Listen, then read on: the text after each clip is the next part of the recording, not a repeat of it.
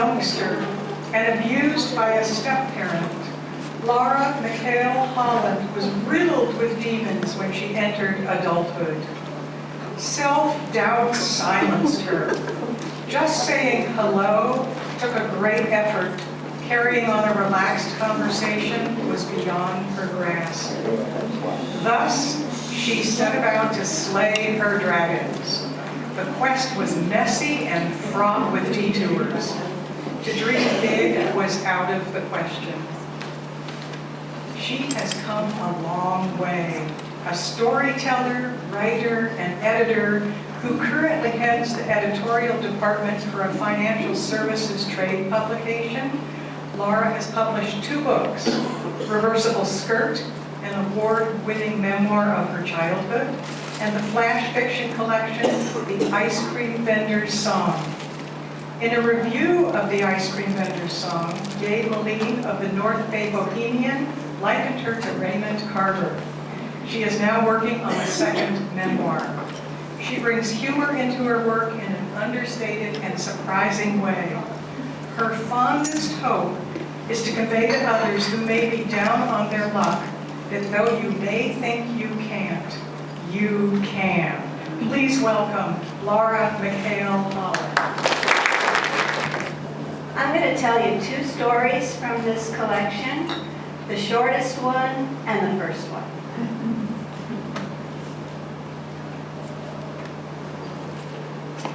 Teeth clenched, she slashes her machete through silk blouses and slinky sheaths, then crouches in the closet as laughter bubbles up from a foyer that used to be hers.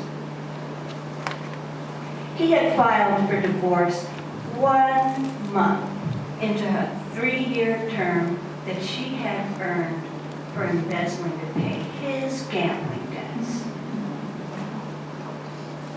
Since then, he has changed his phone number, his bank account, his hairstyle, his car, his job, his wife. But he hasn't changed the lock on the front door.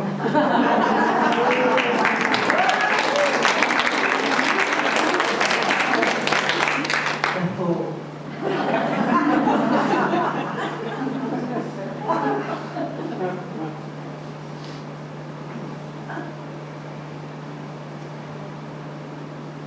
Keys in hand, she shuffles up the drive.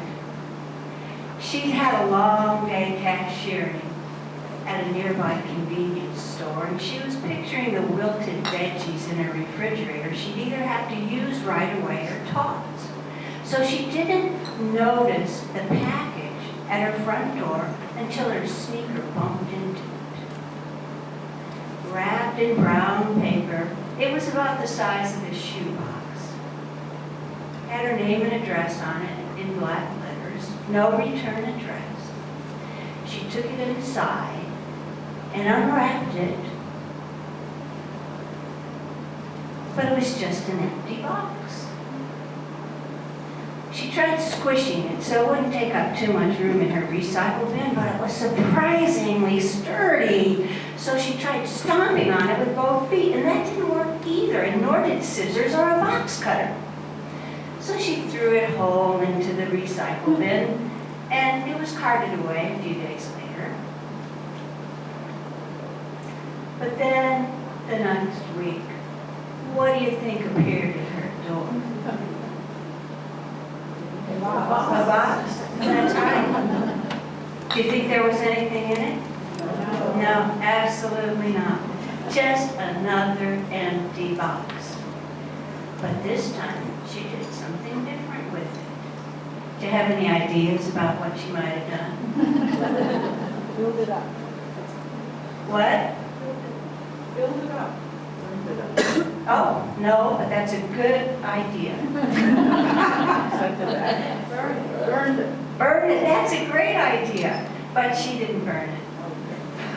How about one more idea? Fill it with water. Soak it in water. I love that idea. That would have been a completely different story. But she decided to bury it. So she buried it in her backyard.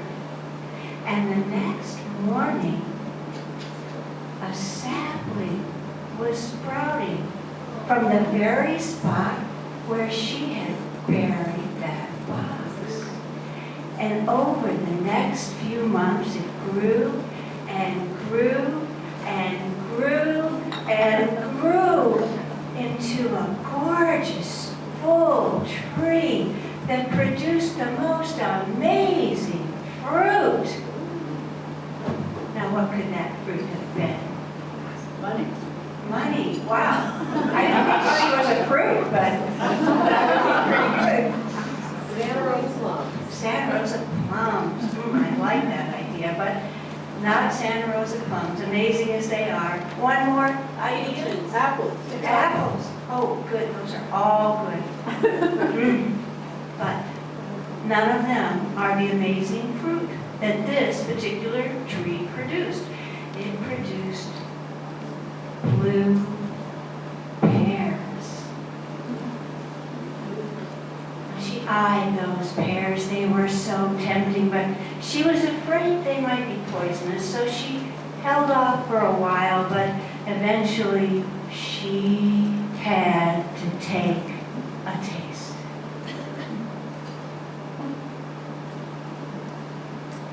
Oh, it was the most delicious pear she had ever had.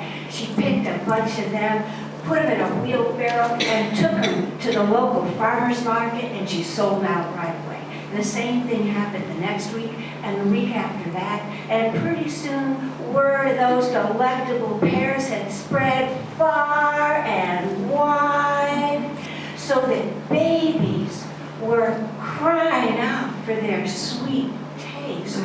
Judges who were supposed to be considering cases on the bench were fantasizing about biting into them. Restaurants clamored for them. And artists drew murals of her pears all over the town square. And the local newspaper even did a feature article all about her and her wonderfully marvelous blue pears. She didn't mention the box. She said the pear tree had just grown up on its own. I mean, if she had mentioned the box, who would have believed her anyway?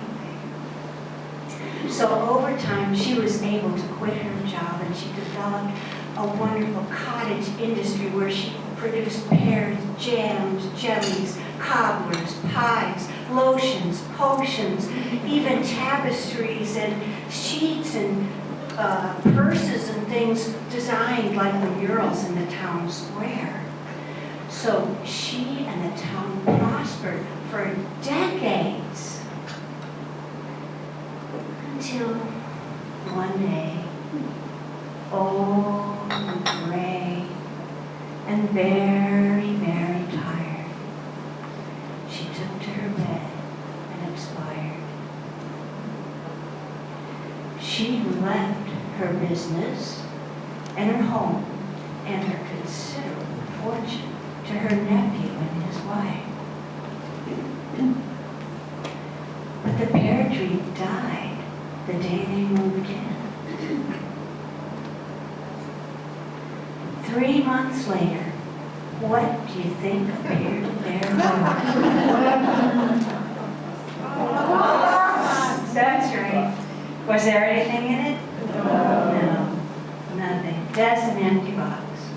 But just so happened, they were having a barbecue that night to celebrate a state-of-the-art outdoor kitchen they had just installed right above where that pear tree used to flower. They threw the box in as kindling. The flames were deep blue and mesmerizing. But nothing ever grew from the ashes, and no more boxes ever appeared at their door. But they did not suffer, for they knew not what they had lost. They